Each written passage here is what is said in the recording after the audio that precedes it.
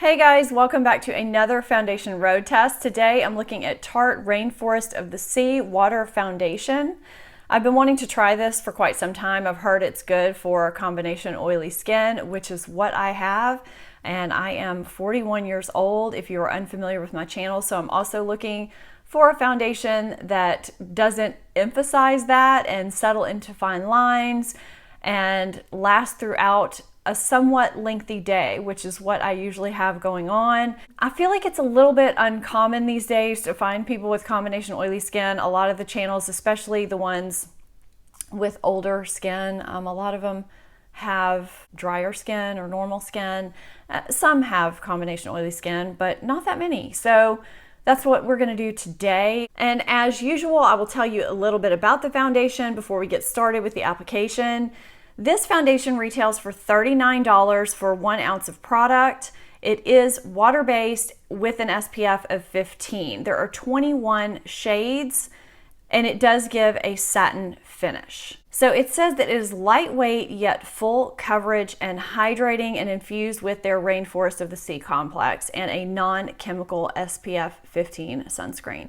So it is supposed to deliver the ultimate in hydration boosting coverage with their 12-hour water foundation. The concentrated full coverage liquid formula features 20% water to quench dry skin as it covers and masks any redness, dark spots, and uneven skin tone while softening the look of pores and fine lines. The custom dropper applicator delivers the perfect level of moisture-rich coverage in an array of shades to match any skin tone. It is powered by Tarte's antioxidant-packed Rainforest of the Sea complex and non-chemical SPF sunscreen.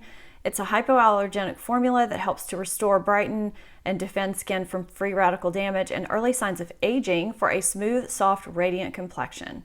So a lot of that is very appealing to me, and if you're watching this channel, it is probably appealing to you also.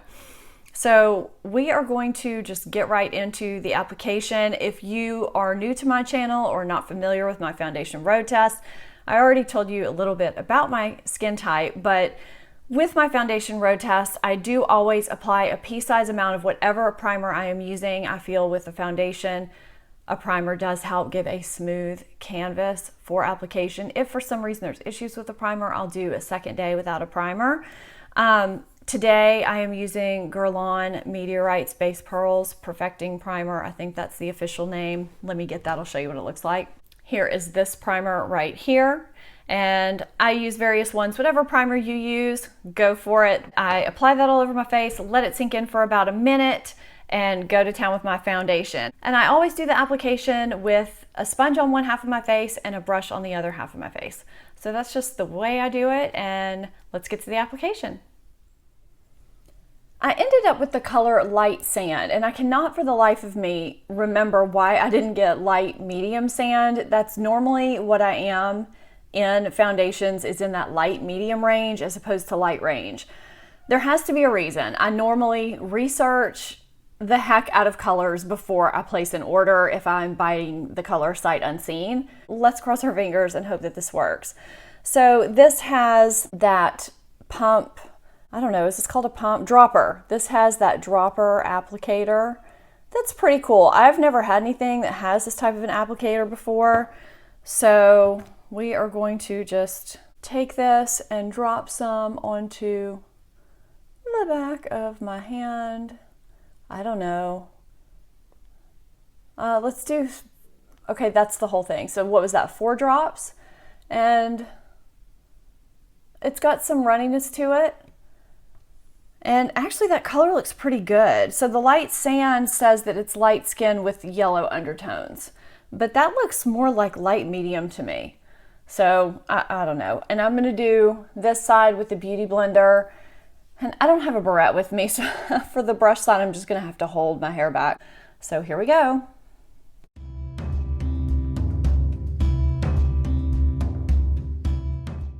Okay, I can't really even see it going into the skin. It's just disappearing completely.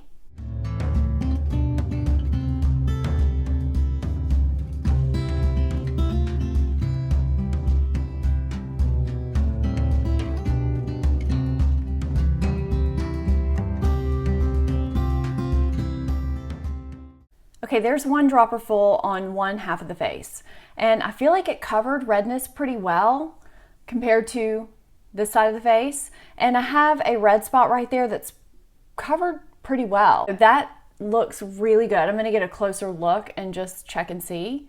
It's pretty seamless so far.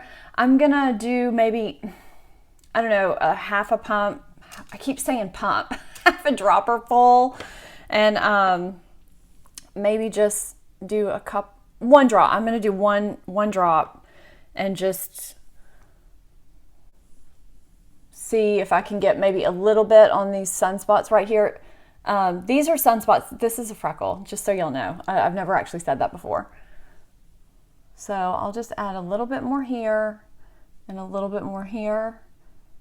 And I actually think that was too much, and I still have some on my hand, but I think that might have been a little bit too much.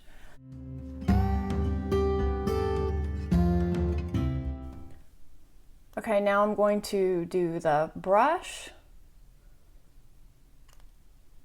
Oh, I didn't get quite enough in the dropper. I don't love this dropper. I mean, it's okay. Okay, gotta hold my hair back here. This applies very seamlessly, just to let you guys know. The application is very easy, very quick, and it covers well.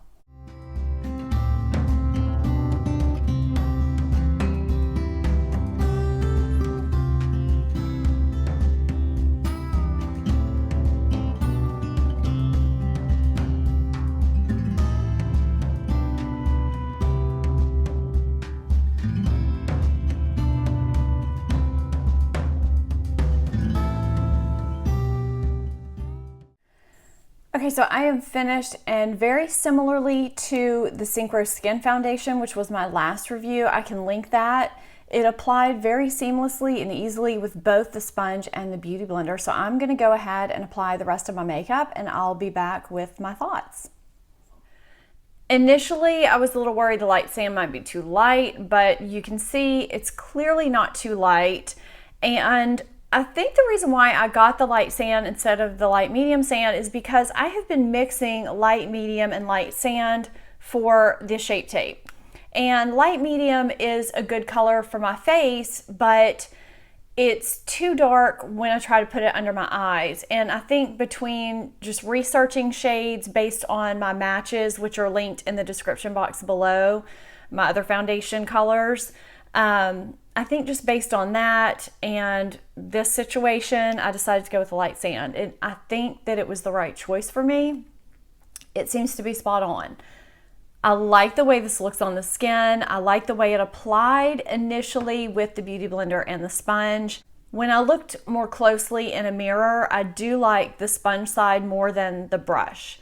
I feel like the brush, it looked a little heavier and more obvious, and it didn't cover as well. I have this one sunspot down here that it's just a little hard to cover for some reason. Even though it looked a little cakier over here, it didn't cover it as well, which is kind of odd. Preference, as usual, is the sponge. So I'm going to continue about my day, and I will report in a little later, and then at the end of the day, I'll see you guys later. Hey guys, I am checking in very quickly. I don't know if you can hear the sirens in the background, so I'm hoping that you can hear me. I feel like I look a little pale today. I'm not really feeling that well. So I'm gonna make this quick. It has been about 5.5 hours, and I'm liking it so far. I might look a little bit shiny, and that's because I am checking in before I touch up with blotting papers and translucent powder. So I touched up one other time, just, I don't know, maybe 2.5 or 3 hours in, which is typical. And the finish kind of reminds me of Too Faced Born This Way in a way. It's got a nice satin finish, kind of between maybe a semi-matte and a satin finish. I like the way my makeup looks so far, and I'm liking the way it's wearing, and I'll get back to you guys later. Hey guys, I'm back with my final thoughts on Tarte's Rainforest of the Sea foundation. I think this is a good foundation, so I'll just go ahead and state that right from the start. I've worn it for 10.5 hours now, a little bit more than 10.5 hours, which I think is a really good gauge to see whether this is long lasting or not. And it looks good all over my face.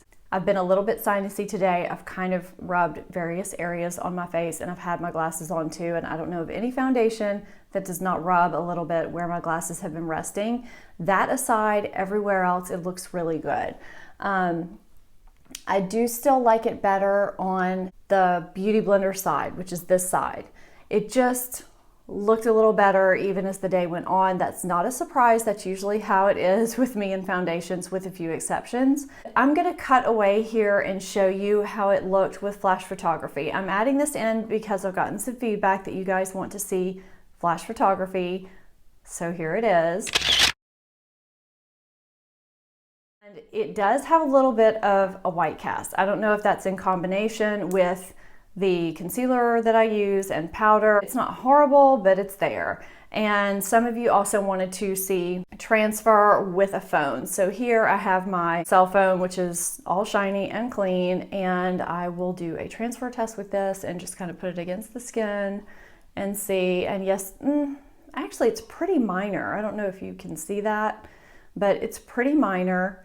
So, you know, to me, if you have combination oily skin, there's going to be some transfer on your device no matter what. That's not something that really bothers me terribly, but I do know that some of you are concerned about that. This does not look super oily to me. It just looks like regular transfer. It's not super greasy. There are some foundations that leave a ton of oil behind on your phone. This is not one of them, not for me anyway.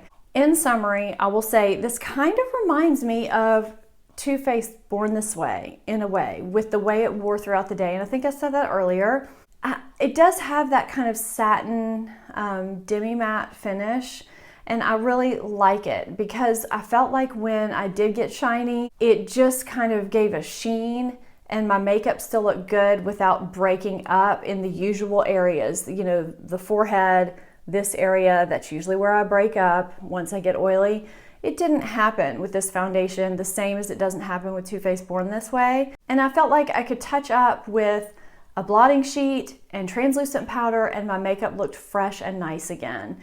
So it was very easy. I only touched up 3 times the whole day. So that's pretty good. And I just felt like I didn't look like a grease ball before I had to touch up. There's skin benefits here, very similarly to Born This Way, that you don't get with a lot of foundations. And I like that, especially as you have skin that is getting more mature.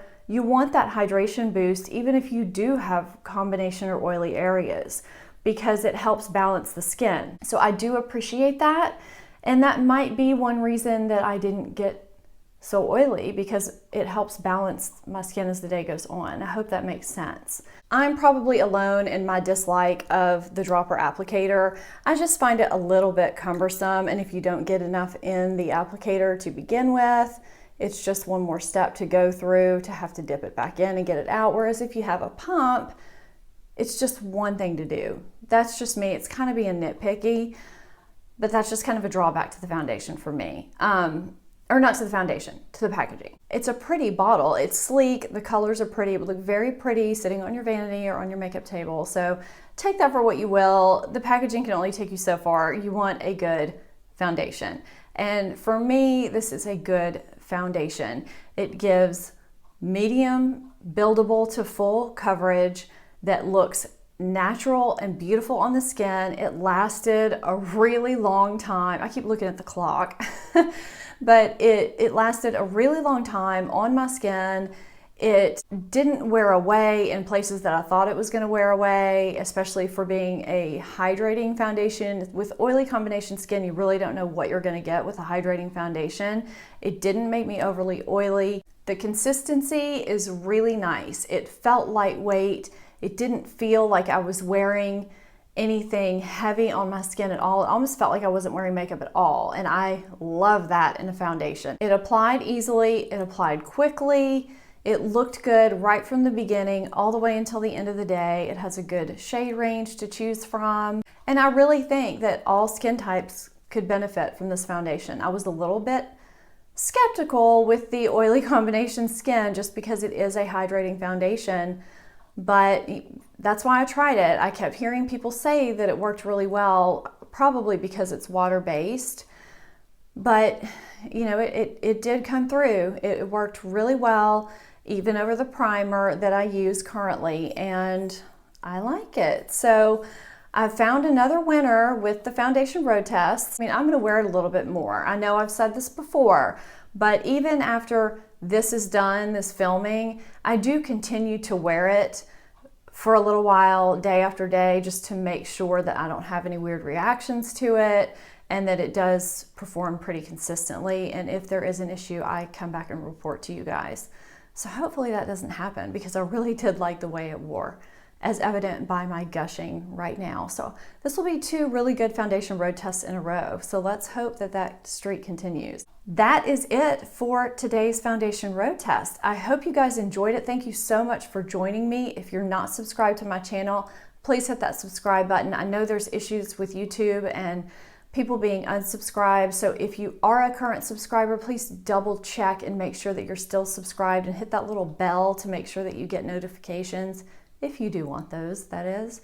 And if you're not following me on my social media, I am very active on Snapchat and Instagram and Twitter. I will put those on the screen and in the description box, and you can find me on all of those platforms. Thank you so much for watching. I will see you next time. Bye-bye.